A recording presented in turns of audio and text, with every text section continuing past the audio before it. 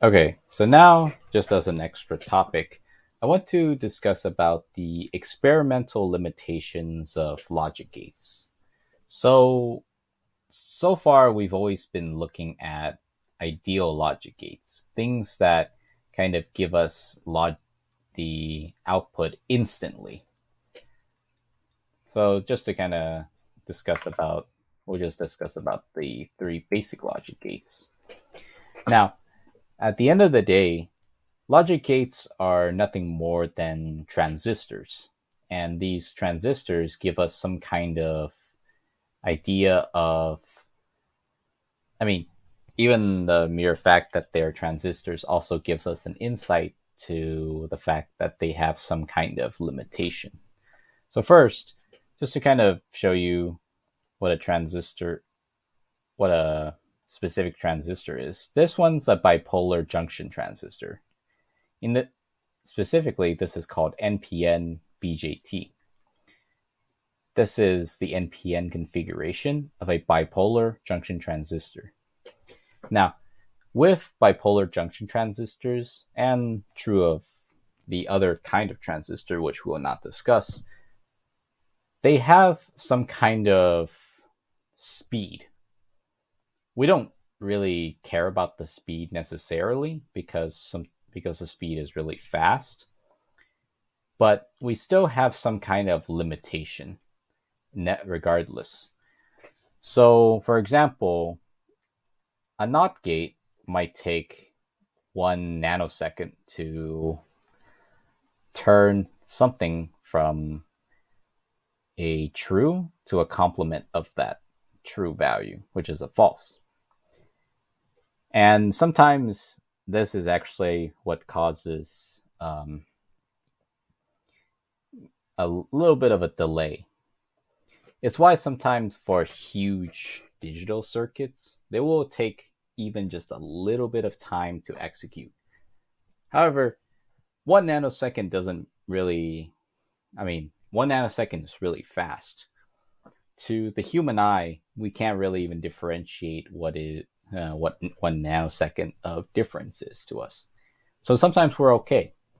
However, when it comes to having a bunch of circuits connected back to back, let's say some random circuit that maybe looks like this.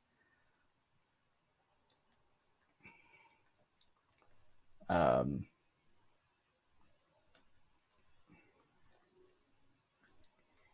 or maybe something. Let's say we have this 100 times, 100 nanoseconds of delay just even for this, and let's say this took 3 nanoseconds and this took 2 nanoseconds, then we already have 6 nanoseconds times 100. 600 nanoseconds is zero point 0.6 microseconds delay, which wouldn't be necessarily too bad. But let's say we multiplied it by, you know, some more zeros. I mean, we then have 6 microseconds of delay. And this is actually what causes some circuits to be kind of, when we're kind of comparing it from device to device, it leads to kind of a slow down. And but generally, um, we can actually reduce this slowdown by always kind of taking this circuit and simplifying it a little further. For example, let's say you have kind of a bunch of AND gates, and you have them kind of all connected back to back. Well, what's to say that we have to use AND gates? And let's just say that within this, there's like, it produces this A, B, C, D, E, F, so on and so forth. They might all take 3 nanoseconds to simplify, but sometimes maybe down the line it then converts to A plus AB plus CD plus EF. Whenever we can, the experimental recommendation is to always first look at our circuit on paper. Let's say this paper right here, or let's say this circuit right here, and kind of look to writing the logic of it so that we can simplify. So by experimentally, 1 nanosecond means doesn't really mean anything to us. I can't perceive 1 nanosecond, and hopefully for the viewer, I can to without loss of generality, neither can anybody perceive 1 nanosecond of difference. So that is just kind of the discussion about the limitations. That at the end of the day, logic gates are made up of a bunch of transistors. And these transistors have to take some time in order to execute some code. Actually, the term for this is called TTL, transistor to transistor logic. That's usually most of the circuits that we might end up discussing.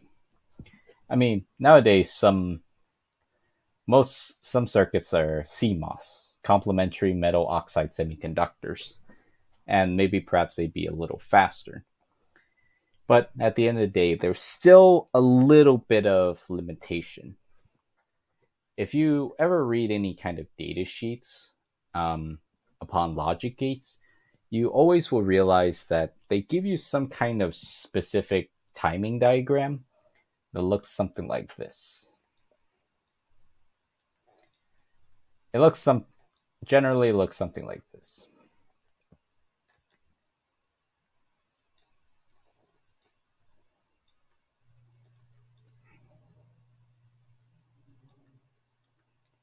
Like that. So, or something similar to this. And this is actually kind of the idea of like propagation delay. So, propagation delay.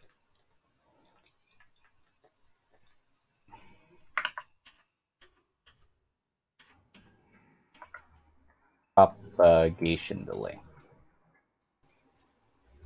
That in essence, it takes some time for the transistor to kind of switch on and switch off. And if we're not wise in doing our construction of circuits, we end up having a slow process and a much larger propagation delay. Now, of course, 1 nanosecond, for example, doesn't mean anything to us. Pretty much we can ignore it for the most part. But if we're constructing a large circuit, we have to keep this in mind because this is what will lead to a slowdown when it comes to computers. So now there are a few solutions.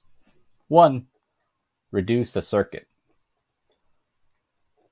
Whenever we can, always kind of simplify it down. Two, increase clock frequency.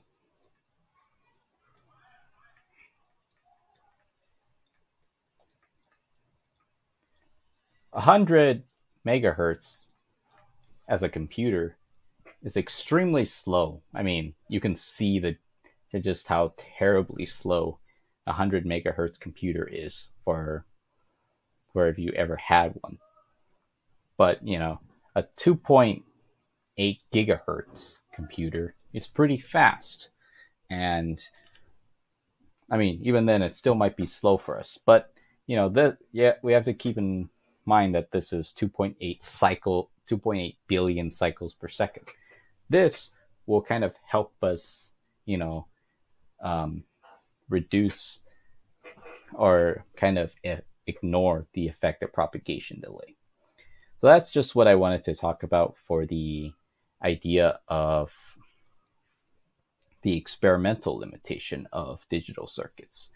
That no matter what we do, experimentally, we have to account for this propagation delay. And as an engineer, it helps to kind of do things on paper before we're able to deconstruct something. And just to finish what I was going to write here, 2.8 billion cycles per second. So that's just the experimental limitations. Okay, thank you.